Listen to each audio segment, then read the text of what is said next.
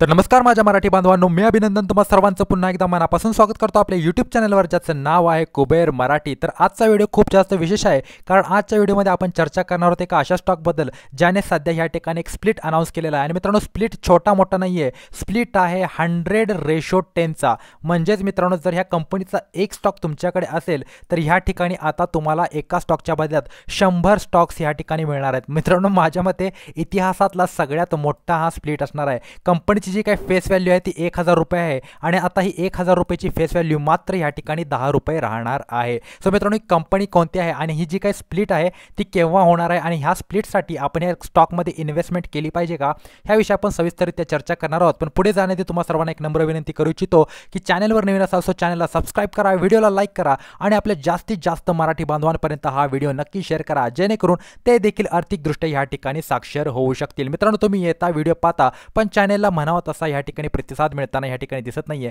So मित्रांनो, please तुमचा एक लाईक आणि सबस्क्राईब माझ्यासाठी फार जास्त महत्त्वाचा आहे। सो चॅनलला सबस्क्राईब करा आणि आपल्या मराठी कम्युनिटीची जी काही ताकद आहे ती जगाला या ठिकाणी दाखवून द्या। सो चला मित्रांनो, जास्त वेळ न दौडता सरळ व्हिडिओची सुरुवात करूया। आपण सर्वप्रथम आजच्या मार्केटची चर्चा करूया।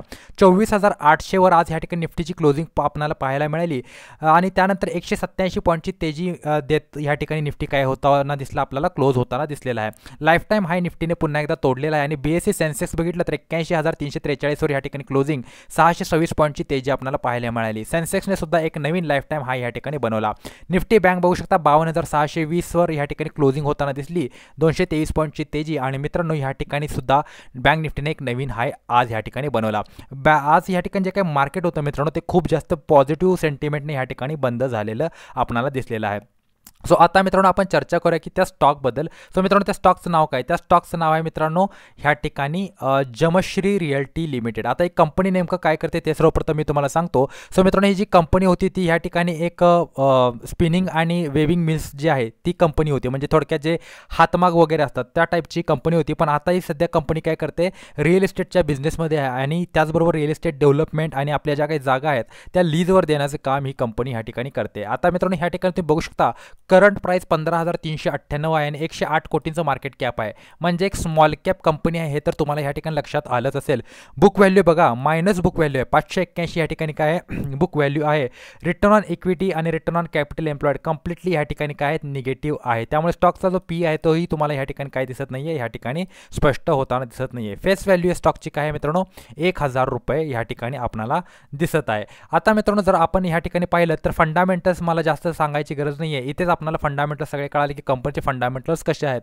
सो मित्रांनो, आता कंपनी जी आहे ती नेमकं काय करते ज्याच्यामुळे ह्याचं स्टॉक इतकं जे काही स्टॉक प्राइस आहे ते इतकं वाढते, त्याचा आपण थोडंसं ॲनालिसिस या ठिकाणी करण्याचा प्रयत्न करूया। सो मित्रांनो, आता ह्या ठिकाणी आपण थोडंसं खाली जाऊया आणि पाहूया की कंपनीचे परफॉर्मन्स कसे आहेत। सेल्स बघू शकता, कंपनीची जी काही सेल्स आहे ती ह्या ठिकाणी ड्रॉप होताना आपल्याला दिसते। 43 कोटींची सेल्स होती, 43.92 कोटींची, आणि आता बघा 5.39 कोटींची सेल्स झालेली आहे। त्यानंतर तुम्ही नेट प्रॉफिट बघू शकता, कंपनी कंटिन्युअसली ह्या ठिकाणी काय करत आहे, ह्या ठिकाणी लॉसेस करत आहे, तरीसुद्धा स्टॉक प्राइस ह्या ठिकाणी आपल्याला वाढताना दिसत आहे। आता बॅलन्स शीटचा जर तुम्ही विचार केलात, इक्विटी कॅपिटल बघू शकता 6.99 कोटींचं, आणि त्यानंतर रिझर्व्स बघू शकता, रिझर्व्स पूर्णतः ह्या ठिकाणी मायनसमध्ये ह्या ठिकाणी जाताना आपल्याला दिसत आहेत। कर्ज 47 कोटींची ह्या ठिकाणी झालेली आहेत। आणि मित्रांनो, जर ह्या ठिकाणी पाहिलं तर कंपनीचे ज्या काही इन्व्हेस्टमेंट्स आहेत त्या इन्व्हेस्टमेंटसुद्धा ह्या ठिकाणी ऑलमोस्ट झिरो असल्यासारखाच प्रकार आहे। ओके, तरीसुद्धा ह्या ठिकाणी जर तुम्ही पाहिलं फिक्स्ड असेट्समध्ये तर ह्या ठिकाणी मेजॉरिटी जी असेट आहे कंपनीकडे ती लँडची आहे। ओके, म्हणजे कंपनीकडे लँड आणि बिल्डिंग आहे। ओके, म्हणजे फिक्स्ड असेट्समध्ये एक चांगली प्रॉपर्टी ह्या कंपनीकडे आहे। आता आपण आणखीन खाली जाऊन थोडासा विचार केला तर या ठिकाणी थोडंसं कॅश फ्लोमध्ये आपण पाहण्याचा प्रयत्न करूया की कंपनीला इन्कम कशी होत आहे। आता बघा, कंपनीला जी काही इन्कम होत आहे ती ह्या ठिकाणी कोठेच काही इन्कम होताना कंपनीला ह्या ठिकाणी दिसत नाही आहे।